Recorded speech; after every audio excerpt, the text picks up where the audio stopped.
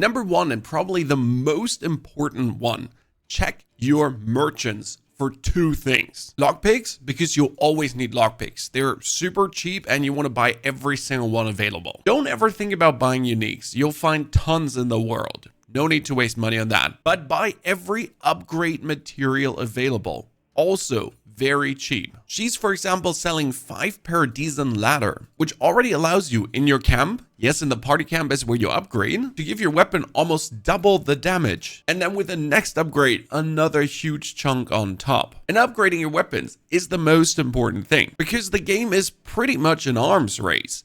In the first region, it is common opponents, but after the first half, you're suddenly fighting tier 2 opponents, indicated by the symbol next to their name.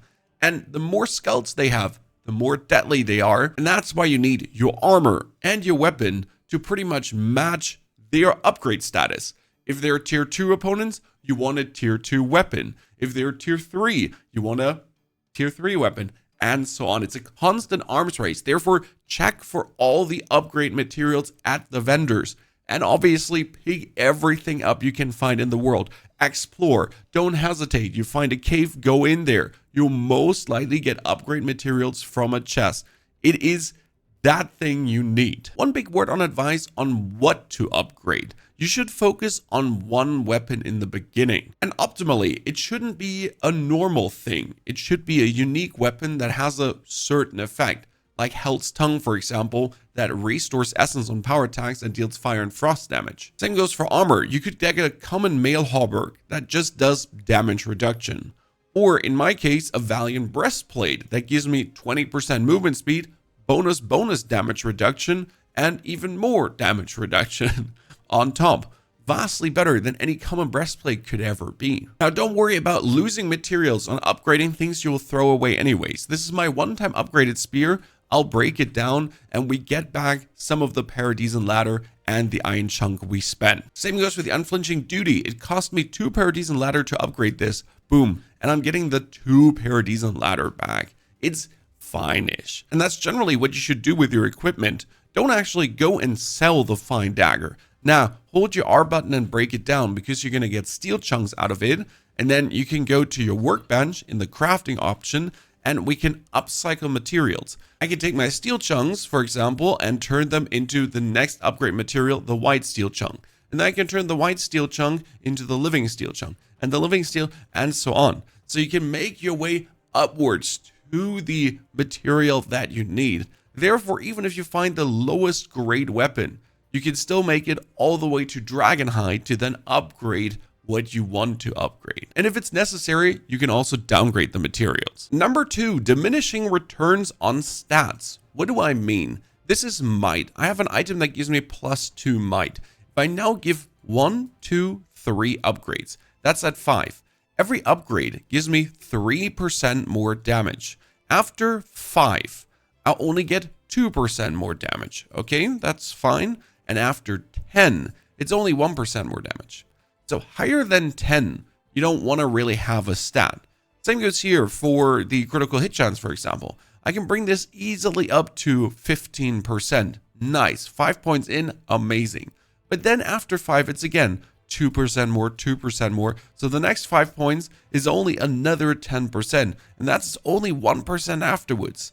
Your main stat to 10 is nice, but don't lose sight of your auxiliary stats. For example, for my warrior assassin playstyle, I need crit, so I got 5 points in. I have +3 constitution from a ring, so I only put 2 points in, because afterwards it's again diminishing returns and not so much worth it.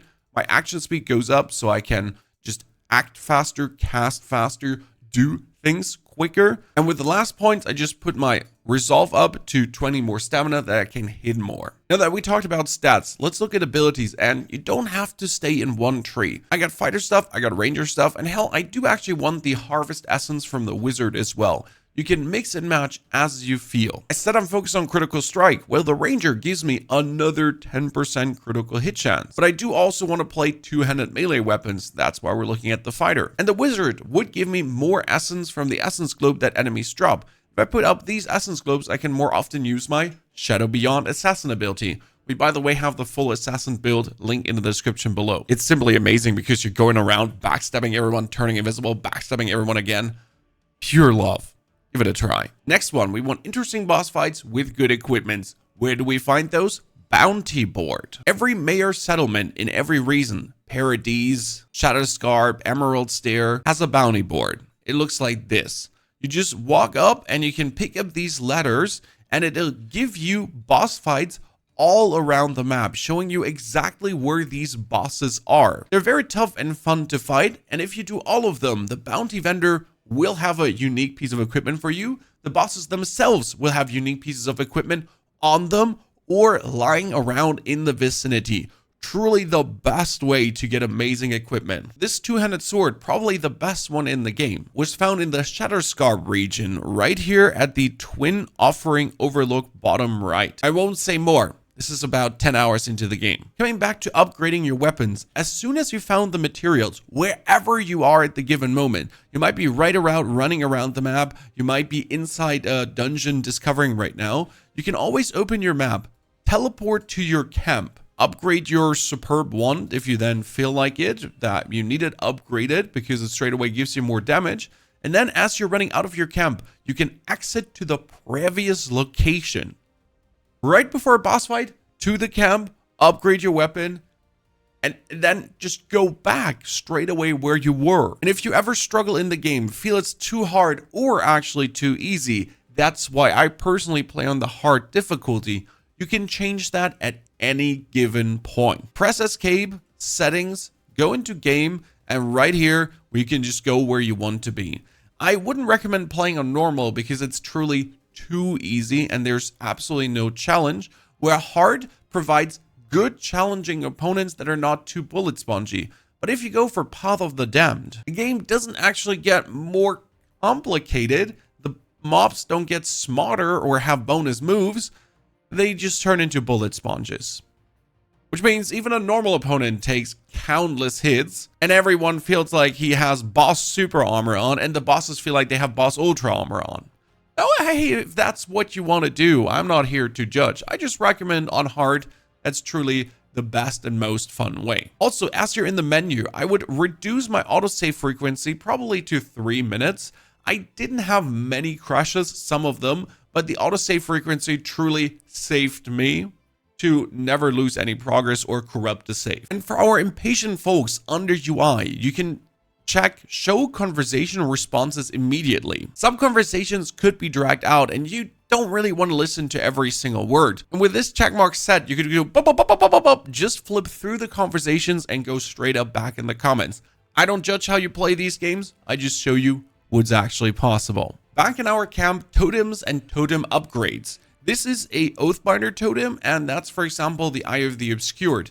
And Disappearing Trick, Second Wind, Cast Shattering Beyond. I get 2 Intellect, 2 Perception. Activating a level 15 or 20 ability grants 5% damage reduction.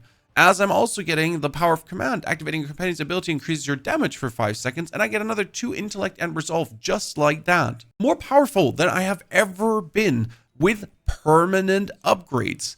These totem fragments are strewn throughout the world. In order to find them easier, you can go for Settings, UI, scroll all the way down, and activate Compass God Shrine Totem Pieces. Show or hide totem pieces on the compass. If you're close to one, it'll ping up and you'll notice that it's there. Otherwise, just go in blind and try to find them as I did. I got 6 in total out of, I think it is 24 possible. Anything else you want to share with the community, and any piece of knowledge you found that you want to give away to people. If you're now looking for the absolute assassin build, there you go. Or a starter set of unique items that you can upgrade straight away without wasting your materials. Enjoy and have a fantastic good day.